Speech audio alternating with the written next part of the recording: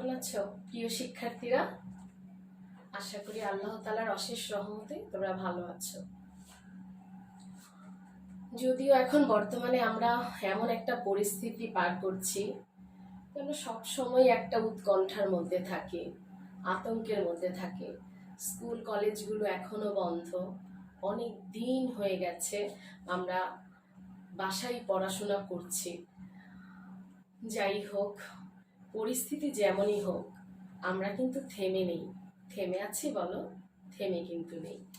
আমরা আমাদের মতো কিন্তু এগিয়ে চলছি। তাই আমরা আমাদের পড়াশোনাও কিন্তু থামিয়ে রাখিনি। তোমরা রাজুক উত্তরা মডেল কলেজের ছাত্রছাত্রীরা সবাই রেগুলার ক্লাস করছো, জুমে তোমাদের অনলাইন ক্লাস হচ্ছে দীর্ঘ সময় ধরে।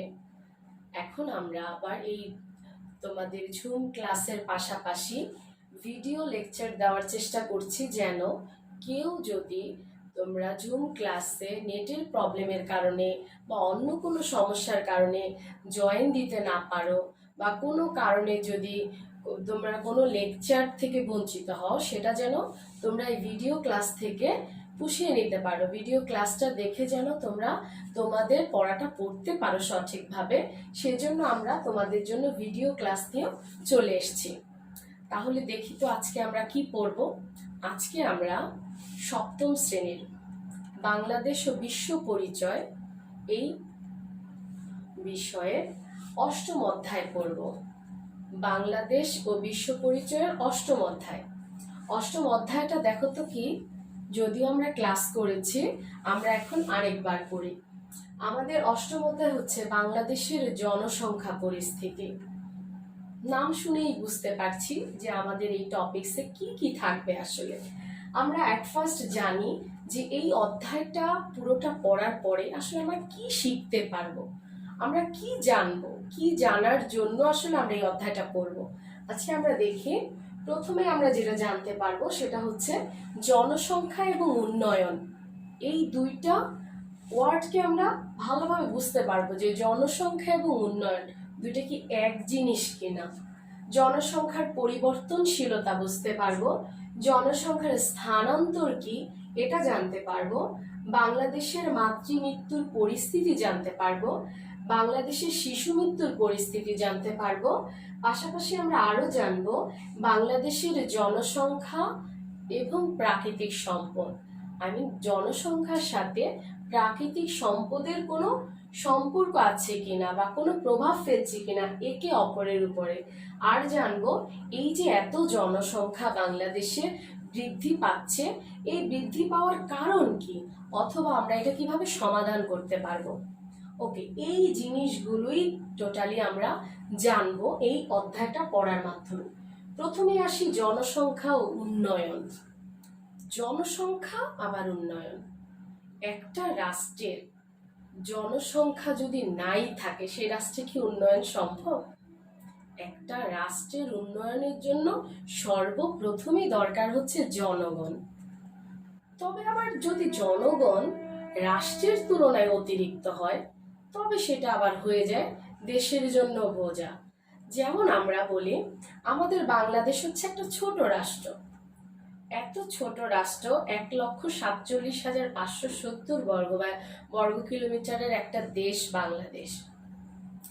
এই দেশে আমাদের পার স্কোয়ার কিলোমিটারে অনেক জনসংখ্যা বাস করে, মানে আমাদের জনসংখ্যার ঘনত্ব অনেক বেশি, কারণ ছোট দেশ কিন্তু জনসংখ্যা বেশি। এখন আমরা যা বলি যে জনসংখ্যার উন্নয়ন, যদি একটা রাষ্ট্রে জনসংখ্যা নাই থাকে তাহলে সেই রাষ্ট্রের উন্নয়ন করবে কে? আবার যদি সেই রাষ্ট্রের জনসংখ্যা বেশি হয় তাহলেও উন্নয়ন ব্যাহত হবে। তাহলে আসলে করার কি, উপায় কি? জনসংখ্যা এবং উন্নয়ন এই দুইটা আসলে সরল রেখাই চলে।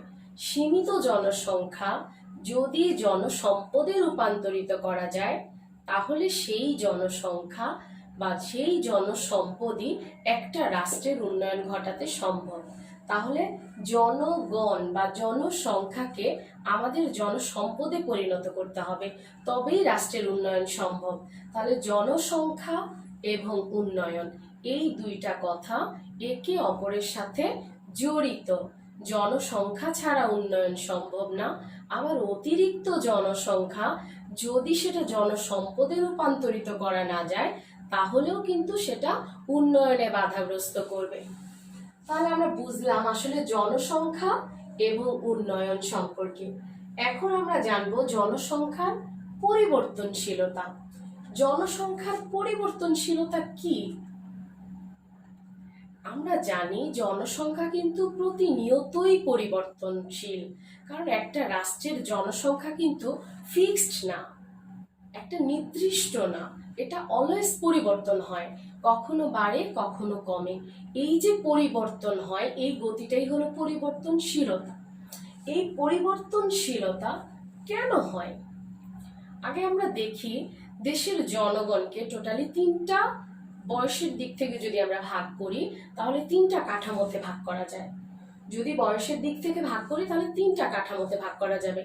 একটা হচ্ছে যুবক শ্রেণী, একটা হচ্ছে প্রাপ্তবয়স্ক শ্রেণী, আর একটা হচ্ছে বৃদ্ধ শ্রেণী। বৃদ্ধ মানে আমরা তিনটা শ্রেণীতে ভাগ করলাম, যুবক, প্রাপ্তবয়স্ক আর বৃদ্ধ।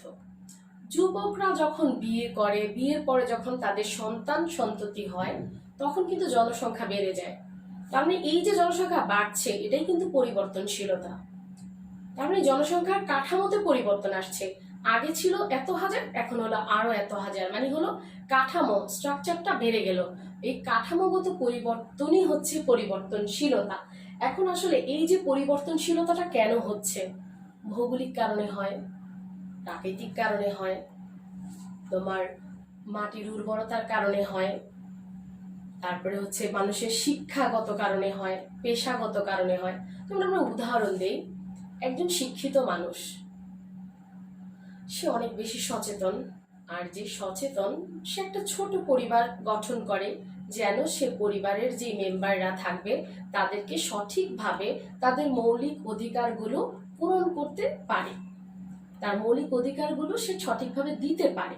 তখনই হলো সে হলো শিক্ষিত বলে, তার সচেতন এবং সচেতন বলেই সে মৌলিক অধিকারগুলো সঠিকভাবে পূরণ করতে পারবে।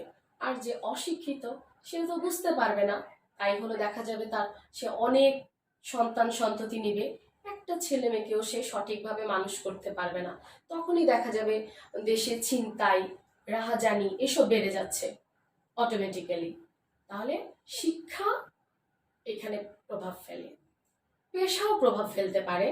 যেমন একজন রিক্সাওয়ালা যে একজন মুটে মজুর, তাদের কিন্তু অনেক ছেলে মেয়ে। আবার ধরো ডাক্তার, ইঞ্জিনিয়ার, যারা হচ্ছে একটু বড় বড় ভালো ভালো পজিশনে আছে তাদের কিন্তু ছোট পরিবার, তাদের একটা দুইটা করে ছেলে মেয়ে থাকে। তাহলে এখানেও আমরা বুঝতে পারছি যে পেশাগত কারণেও কিন্তু জনসংখ্যার কাঠামো চেঞ্জ হতে পারে। আবার আরো হতে পারে যদি নারীরা শিক্ষিত হয়, নারী যদি শিক্ষিত হয় তাহলে সে সচেতন হবে, আর সে যদি সচেতন হয় তাহলে হচ্ছে সে পরিবারকে ছোট রাখবে, সে দেশের আয়কে আরো বৃদ্ধির জন্য সে উৎপাদনমুখী কোনো একটা কর্মকাণ্ডের সাথে নিজেকে যুক্ত করবে। তাহলে নারীদের শিক্ষিত করাটাও অত্যন্ত গুরুত্বপূর্ণ। আচ্ছা, আমাদের কিন্তু এখন দেখা গেছে যে মৃত্যুর হার কমে যাচ্ছে, ফলে আমাদের গড় আয়ু বৃদ্ধি পাচ্ছে। যেমন বাংলাদেশের বর্তমান গড় আয়ু হচ্ছে 71, মানে 71 বছর। এটা আমরা এই পরিমাণটা দেখেই কিন্তু অনুমান করতে পারছি যে বাংলাদেশে কি পরিমাণ মৃত্যুর হার কমেছে। এটা কিন্তু দুঃখজনক কথা না, এটা অবশ্যই আশার কথা যে মৃত্যুর হার কমেছে। মৃত্যুর হার কমার জন্য যেই উপকরণগুলো লাগে সেটা অবশ্যই ভালো, এটা পজিটিভ দিক, এটা নিয়ে আমরা পরে আলোচনা করব। আচ্ছা, আমরা এখন বুঝলাম জনসংখ্যার পরিবর্তনশীলতা কি, মানে হলো জনসংখ্যার কাঠামোটা পরিবর্তন, মানে জনসংখ্যার স্ট্রাকচারটা পরিবর্তন, কমা অথবা বাড়া। ওকে, এবার আমরা পড়বো জনসংখ্যার স্থানান্তর। স্থানান্তর, আমরা কি সবাই এক জায়গায় থাকি নাকি আমরা প্রতিনিয়ত কিন্তু আমাদের প্রয়োজনে আমরা জায়গা চেঞ্জ করি? এই স্থানান্তরকে দেখো আমাদের দুই ভাগে ভাগ করা যায়, একটা হচ্ছে অভ্যন্তরীণ স্থানান্তর, একটা হচ্ছে আন্তর্জাতিক স্থানান্তর। অভ্যন্তরীণ স্থানান্তরটা কি? যদি কেউ এক গ্রাম থেকে আরেক গ্রামে যায়, মানে একটা দেশের অভ্যন্তরে এক গ্রাম থেকে আরেক গ্রামে, এক শহর থেকে আরেক শহরে, অথবা গ্রাম থেকে শহরে, শহর থেকে বিভাগে, উপশহরে মানে এক জায়গা থেকে অন্য জায়গায় যদি যায় তাহলে সেটা হচ্ছে অভ্যন্তরীণ স্থানান্তর। এখন এই অভ্যন্তরীণ স্থানান্তর কেন হয় আসলে? দেখা গেল হঠাৎ করে কোনো একটা এলাকায় বন্যা দেখা দিল, বাড়ি ঘর সব তলিয়ে গেল, অথবা কোনো এলাকায় নদী ভাঙন হলো, সে এলাকায় অনেক বাড়ি ঘর নদীতে তলিয়ে গেল।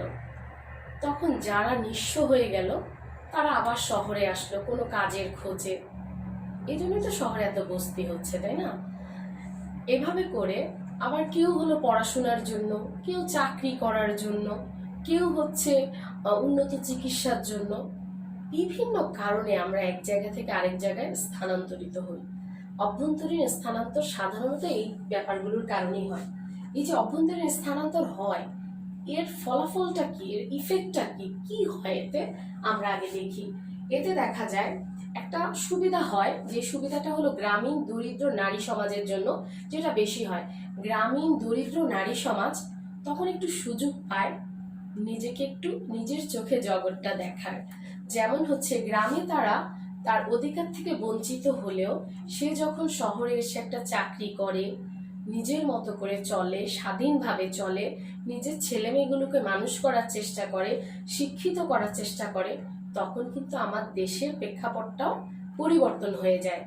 যেমন আসো আমরা যদি খেয়াল করি, আমাদের গার্মেন্টসে লক্ষ লক্ষ নারী শ্রমিক কাজ করছে, যাদের জন্য আমাদের দেশের মেরুদণ্ডটা, অর্থনৈতিক মেরুদণ্ডটাও কিন্তু অনেক বেশি স্বনির্ভর হচ্ছে।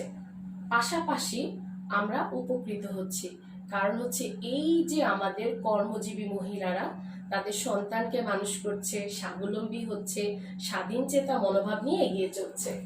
এছাড়া যেটা হয়, ভালো খারাপ তো দুইটাই আছে।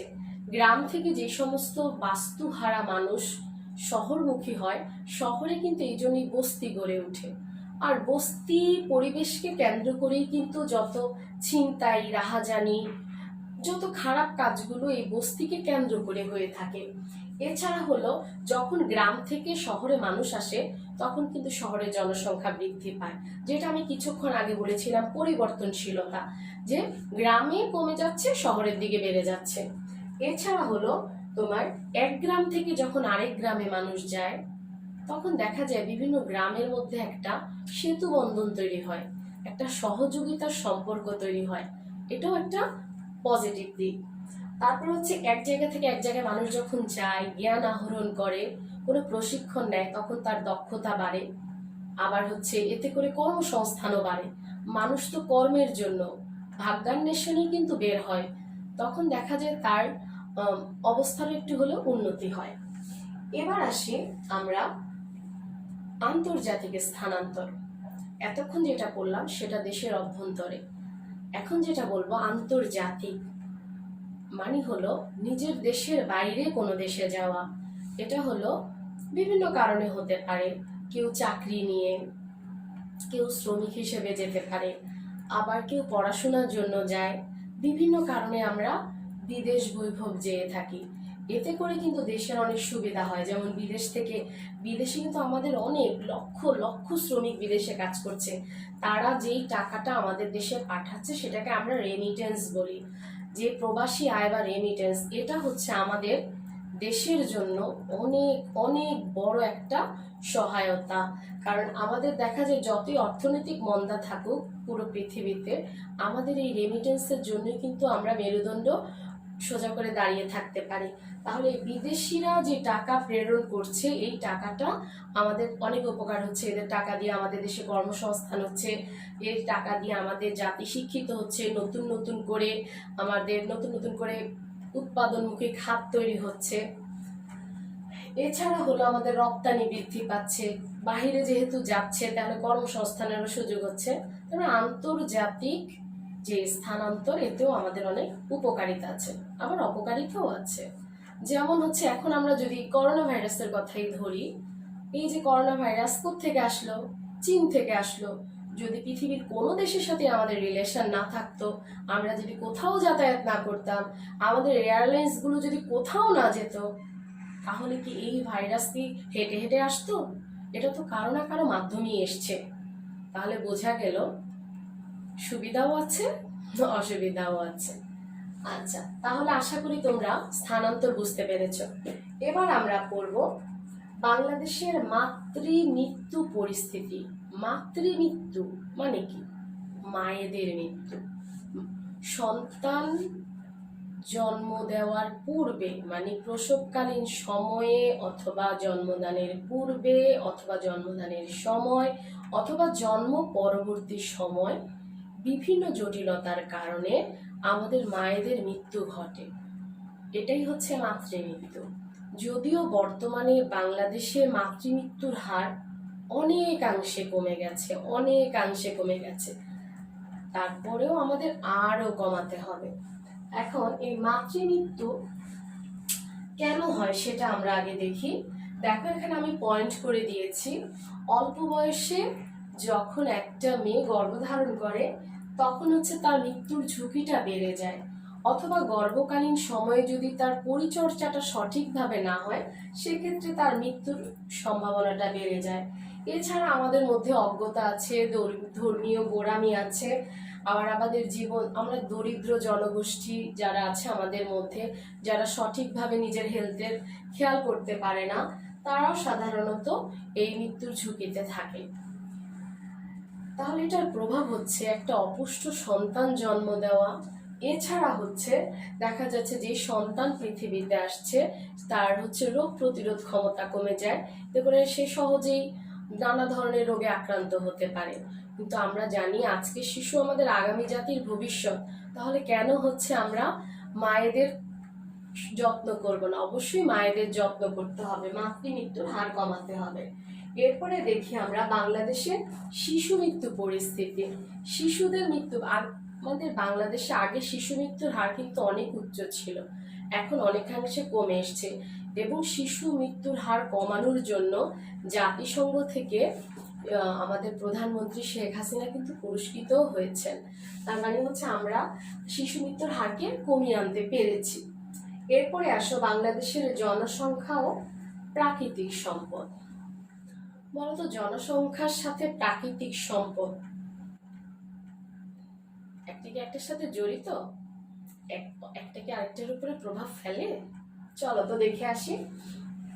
জনসংখ্যা ও প্রাকৃতিক সম্পদ, আমরা নিজেরাও হচ্ছে প্রাকৃতিক সম্পদের মতোই, তাই না?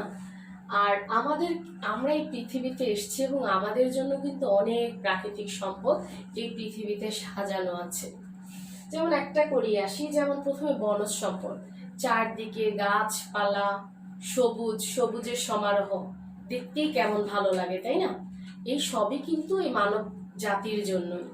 কিন্তু অতিরিক্ত জনসংখ্যা, যেমন একটা রাষ্ট্রের সর্বনিম্ন 25% বনভূমি থাকা উচিত যদি সেই দেশটা মানুষগুলো সুন্দরভাবে বেঁচে থাকতে চায়। কারণ আমরা জানি বনজ সম্পদ বা বনভূমি আমাদের জলবায়ুকে নিয়ন্ত্রণ করে। সেক্ষেত্রে আমাদের দেশে কিন্তু বনভূমির পরিমাণ খুবই কম, প্রায় 16 ভাগ বলে, আসলে তার চেয়েও মনে হয় কম আছে যদি আমরা অ্যাকচুয়াল হিসাবটা দেখতে যাই। এর কারণ কিন্তু জনসংখ্যা। এই যে একটা রাষ্ট্র তার অতিরিক্ত জনসংখ্যাকে সামাল দিতে গিয়ে, অতিরিক্ত জনসংখ্যার বাসস্থান তৈরি করতে গিয়ে, কর্মসংস্থান তৈরি করতে গিয়ে দেখা যাচ্ছে বনভূমি সব উজাড় করে ফেলছে। বনভূমি, বন জঙ্গল সাফ করে বাড়িঘর তৈরি করছে, অট্টালিকা তৈরি করছে জনগণের বাসস্থান তৈরি করার জন্য। এতে করে আমাদের বনভূমি কমে যাচ্ছে, আমাদের জলবায়ু নষ্ট হয়ে যাচ্ছে এবং আমাদের বৈশ্বিক উষ্ণায়ন বেড়ে যাচ্ছে। তাহলে দেখো, বনজ সম্পদ এটা একটা প্রাকৃতিক সম্পদ, এর উপরে জনসংখ্যার অবশ্যই প্রভাব আছে। নেক্সট আসো কৃষি জমির উপরে। কৃষি জমিও তো একটা রাষ্ট্রে নির্দিষ্ট, কিন্তু এই নির্দিষ্ট জমি যদি জনসংখ্যা বাড়তেই থাকে তাহলে কৃষি জমির উপরে তো প্রভাব পড়বেই, কারণ অল্প কৃষি জমি এত মানুষের খাদ্যের সংকুলান দিতে পারবে না। আবার হচ্ছে কৃষি জমিকে ভরাট করে কৃষি জমিতেই দেখা যায় আবাস তৈরি করছে মানুষ, এতে করেও আমাদের কৃষি জমির পরিমাণ কমে যাচ্ছে, এখানেও জনসংখ্যা প্রভাব ফেলছে। আবার আমাদের যে খনিজ সম্পদ আছে, তেল, গ্যাস, এগুলো রিজার্ভও তো একটা লিমিটেশন আছে। আমরা অতিরিক্ত জনসংখ্যা, অতিরিক্ত ব্যবহারের ফলে এগুলোও কিন্তু নষ্ট হয়ে যাচ্ছে। এরপরে আসি আমরা পানি সম্পদ। পানির অপর নাম জীবন। আসলে বিশুদ্ধ পানির অপর নাম জীবন, দূষিত পানির না। আচ্ছা, যে পানি ছাড়া আমরা এক মুহূর্ত কল্পনা করতে পারি না, সেই পানিও কিন্তু এই অতিরিক্ত জনসাধারণের চাপে নষ্ট হয়ে যাচ্ছে, দূষিত হয়ে যাচ্ছে। আমাদের বিভিন্ন নদ নদীর পানি আমরা দূষিত করে ফেলছি ক্রমশ জনসংখ্যা বৃদ্ধির ফলে। জনসংখ্যা বাড়ছে, তার সাথে তালে তাল মিলিয়ে কলকারখানা বাড়ছে, এটার সাথে সাথে বজ্র পদার্থ বাড়ছে। এই সব কিছু ওয়েস্টেজ গুলো আমরা পানিতে ফেলছি এবং পানিও দূষিত হচ্ছে। একটা সময় দেখা যাবে আমরা বিশুদ্ধ পানিই পাবো না। তাহলে বুঝলাম যে আসলে জনসংখ্যা প্রাকৃতিক সম্পদের উপরে অনেক বেশি প্রভাব ফেলে। এবার আসি আমরা বাংলাদেশের জনসংখ্যা। এই যে এতক্ষণ ধরে কেবল বললাম জনসংখ্যা বৃদ্ধি হলো সমস্যা, সমস্যা আর সমস্যা। তাহলে এখন আমরা আসি, এই যে জনসংখ্যা, কেন এত জনসংখ্যা বৃদ্ধি পাচ্ছে?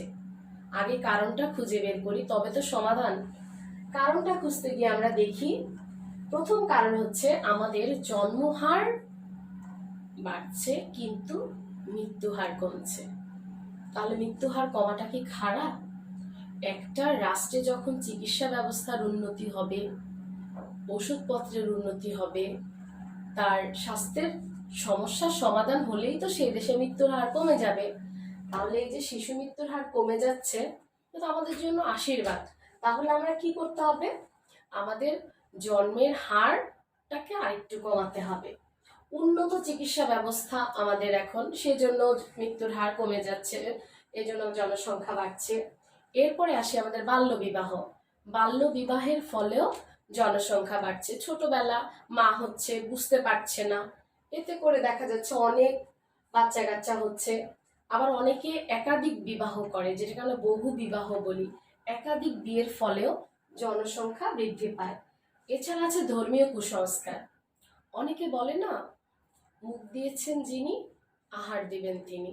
সন্তান হলে সমস্যা কি, যত হবে ততই হবে, অসুবিধা কি? কোনো অসুবিধা নেই। আসলে কি ব্যাপারটা তাই? এটা হলো একটা কুসংস্কার। কারণ একটা সন্তান জন্ম দিলে তাকে তো সঠিকভাবে মানুষ করতে হবে, সেই দায়িত্ব নিতে হবে। এই দায়িত্ব নিতে না পারলে তো পৃথিবীতে মানুষ এনে লাভ নেই, তাই না? ওকে, তারপরে হচ্ছে অনেকে আবার পুত্র সন্তান লাভের আশায়। আমাদের দেশের একটা ভ্রান্ত ধারণা আছে যে ছেলে বড় হলে বৃদ্ধ বাবা মাকে দেখবে। আসলে বর্তমান পরিস্থিতি কি তা বলে? আজকালকে ছেলে হোক মেয়ে হোক সবাই কিন্তু সমান। একটা শিক্ষিত মানুষ, হোক সে ছেলে হোক সে মেয়ে, দুইজনে কিন্তু সমান পারদর্শিতা অর্জন করতে পারে, সমকক্ষ। আমাদের দেশের প্রধানমন্ত্রীও কিন্তু মহিলা। তাহলে চিন্তা করো, একটা মেয়ে যদি প্রধানমন্ত্রী হতে পারে, তাহলে সে আর কি হতে পারবে না? সে সবই পারবে, তাই না? তাহলে সে যদি, একটা মেয়েকে যদি আমরা সঠিকভাবে শিক্ষিত করতে পারি, তাকে আমরা সুযোগ দিতে পারি, সে অনেক সময় ছেলেদেরকে ছাড়িয়েও যেতে পারবে অনেক উপরে। তাহলে এক্ষেত্রে আসলে পুত্র সন্তান লাভের আশায় অনেকে অনেকগুলো ছেলে মেয়ে নেয়, এটা একটা ভুল। এখন এটার প্রভাব, এত যে জনসংখ্যা বাড়ছে, এটার প্রভাব আমাদের শিক্ষা খাতে পড়ছে, আমাদের স্বাস্থ্য খাতে পড়ছে, আমাদের নিরাপত্তা খাতে পড়ছে, বিনোদন, সামাজিক, রাজনৈতিক, অর্থনৈতিক প্রত্যেকটা সেক্টরে আমাদের এই অতিরিক্ত জনসংখ্যা প্রেশার ক্রিয়েট করছে। কারণ অতিরিক্ত জনসংখ্যার জন্য কোনো একটা কাজই কিন্তু সঠিকভাবে করা যাচ্ছে না। কারণ একজনের মুখ অনেক সুন্দর করে ভরা যায়, একজনের মুখকে অনেক ভালো ভালো খাবার দিয়ে তাকে তৃপ্ত করা যায় একজনকে, কিন্তু অনেকজনকে কিন্তু করা যায় না। জনসংখ্যা যদি বেশি হয়, তার প্রভাব কিন্তু প্রত্যেকটা সেক্টরেই পড়ে। এখন তাহলে আমরা কি করব? সব মেরে মেরে সাফ করে ফেলবো? না, আমাদের যে জনসংখ্যা আছে, আমাদের উচিত হলো প্রত্যেকটা জনগণ যেন শিক্ষিত হতে পারে। শিক্ষিত হলেই তো সে সচেতন হবে, সচেতন হলেই তো আমার জাতি চেঞ্জ হয়ে যাবে। তার মানে প্রথমত সে শিক্ষিত হতে হবে, তারপরে হচ্ছে যারা শিক্ষিত, অশিক্ষিত বা অর্ধশিক্ষিত তাদেরকে প্রশিক্ষণের মাধ্যমে মানে ট্রেনিং এর মাধ্যমে তাদেরকে দক্ষ জনশক্তিতে পরিণত করতে হবে। আর সে যদি দক্ষ হয় তাহলে সে দেশের জন্য কখনোই বোঝা না, সে অবশ্যই দেশের একটা সম্পদ। যে দেশের অর্থনীতিতে অবদান রাখছে সে অবশ্যই সম্পদ। তাই আমরা আসলে চেষ্টা করব আমাদের দেশের প্রত্যেকটা জনগণ যেন কারো বোঝা না হয়, সে যেন অবশ্যই দেশের সম্পদ হয়। আমরা যদি জনগণকে সচেতন করতে পারি এবং সম্পদ রূপে গড়ে তুলতে পারি তাহলে আমাদের দেশ অবশ্যই অবশ্যই ইনশাল্লাহ একদিন উন্নত রাষ্ট্রে পরিণত হবে। আচ্ছা, আজকে আমরা তাহলে পড়লাম বাংলাদেশের জনসংখ্যা এবং জনসংখ্যা পরিস্থিতি। তোমরা কি আশা করি বুঝতে পেরেছো? এর পরেও যদি তোমাদের কারো কোনো সমস্যা থাকে তাহলে তোমরা আমাকে বলবে। ক্লাসে তো আমি ক্লাস নিচ্ছি, সেখানেও বলতে পারো অথবা এখানেও ইনবক্স করতে পারো। আমি চেষ্টা করব তোমাদের প্রশ্নের উত্তর দিতে। তো ঠিক আছে, আবার নেক্সট ক্লাস নিয়ে আসবো ইনশাল্লাহ।